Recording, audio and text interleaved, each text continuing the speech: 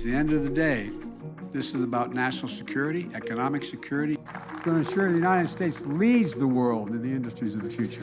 Something extraordinary has happened to the chip race between the United States and China recently.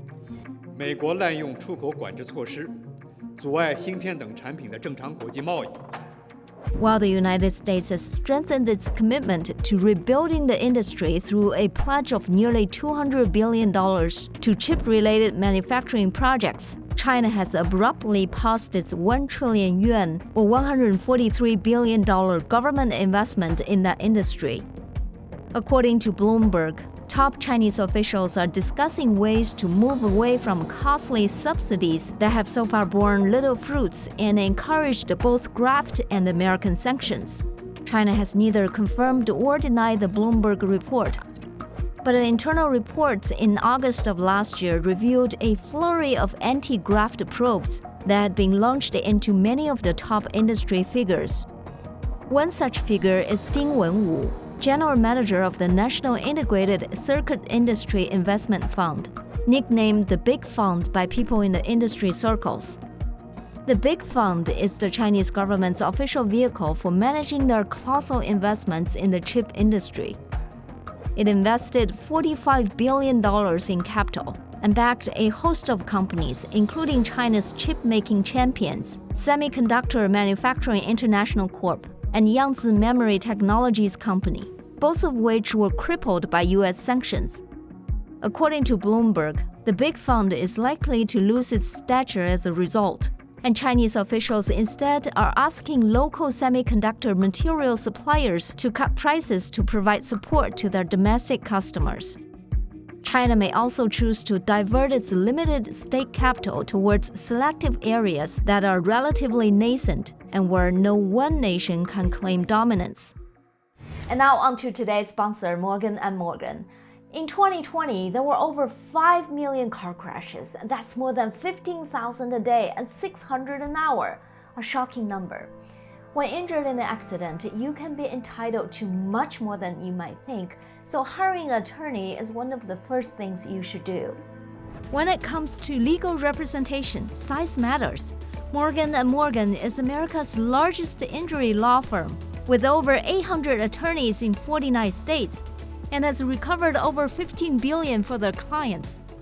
And Morgan & Morgan's fee is free unless they win your case. If you're injured and don't know where to start, with Morgan & Morgan it's so easy. Morgan & Morgan has modernized the injury law process. You can submit a claim without ever having to leave the couch. In 8 clicks or less, you can submit a claim to Morgan & Morgan. You can sign documents, upload pictures, share medical records and doctor bills, all from your phone. You can even text message your attorney and case manager without having to go into an office. So, if you were ever injured in an accident, check out Morgan & Morgan. In 8 clicks or less, you can have America's largest injury law firm fighting for you. You can get started at forthepeople.com or dial #law, that's #529 from your cell phone.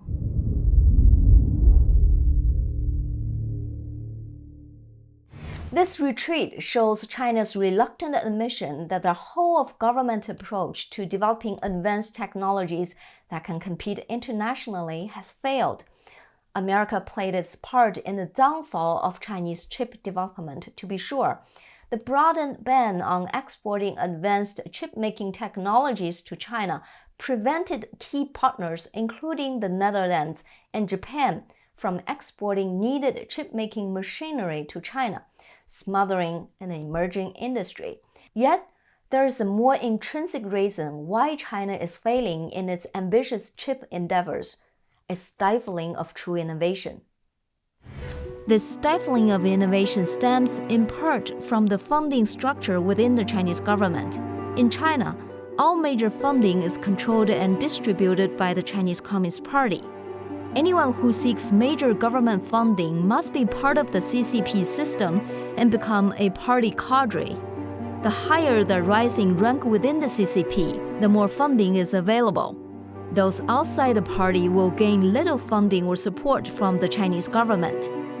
But joining the party comes with greater expectations than just getting your name on the party roster. Once Chinese tech insiders join the CCP, a new way of life is imposed on them, and their primary goal becomes making money for themselves and their inner circle. How? By steering projects and government funding to their own people and taking huge kickbacks. The chip corruption cases involved key executives of the big fund, as well as the heads of the companies that received the biggest payouts from the big fund. The full circle of payouts and kickbacks. In addition to crony corruption, powerful local vested interests also fund chip projects in the hope of receiving similar subsidies. According to analysis by the South China Morning Post, some 15,700 new Chinese semiconductor companies were registered between January and May 2021, 3 times as many as in the same period last year.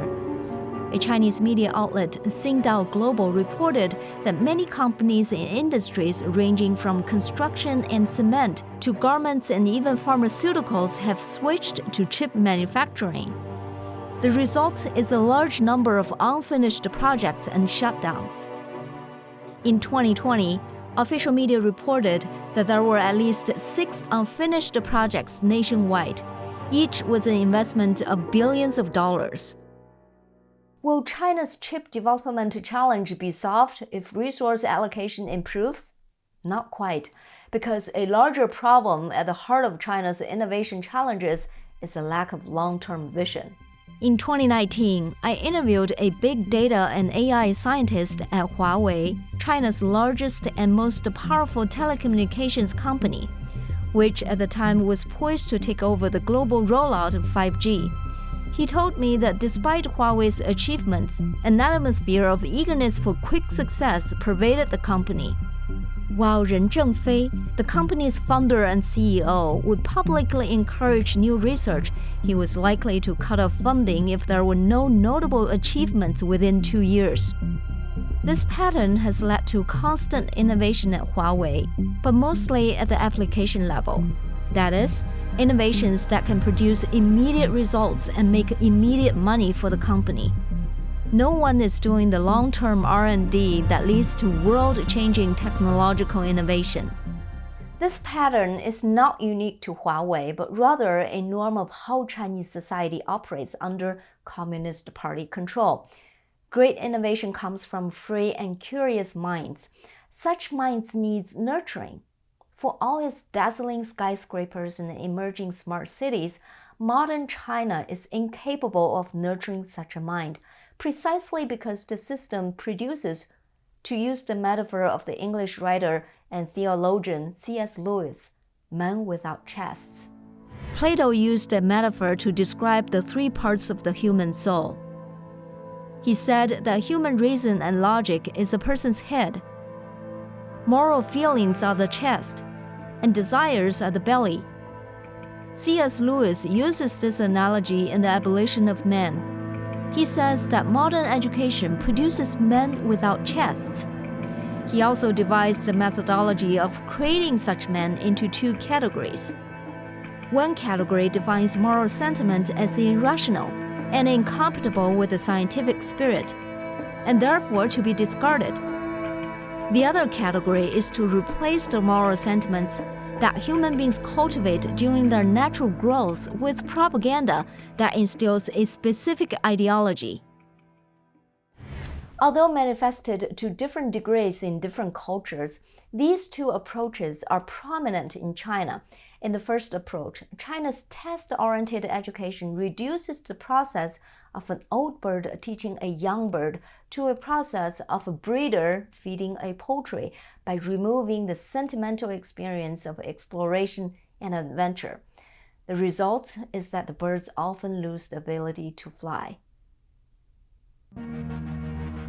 With the second approach, the party has successfully used propaganda to instill in the minds of the people a sense of loyalty and gratitude to the CCP after excluding God's and transcendent truth.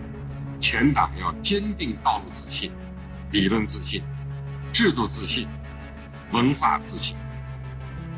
当今世界，要说哪个政党、哪个国家哪个民族能够自信的话，那中国共产党、中华人民共和国、中华民族是最有理由自信的。It is a sentiment that, combined with a sense of achievement derived from China's economic success in recent decades, has led the Chinese to develop a strong sense of national pride. This pride is reflected in their worldview and cosmology that they can control and conquer nature. Under this belief, the Chinese people become laser-focused. Since there is no starry sky above our heads, we must keep our eyes on the realistic interests at hand. For the true meaning of life is to achieve the greatest benefit at the least cost. Dreams and passions are impractical and expensive, even silly, so they must be discarded. C.S. Lewis says that the consequence of such an education must be the destruction of the society that accepts it. And there's another problem. If we lose our curiosity about the stars, I wonder how we will get through the long, dark night.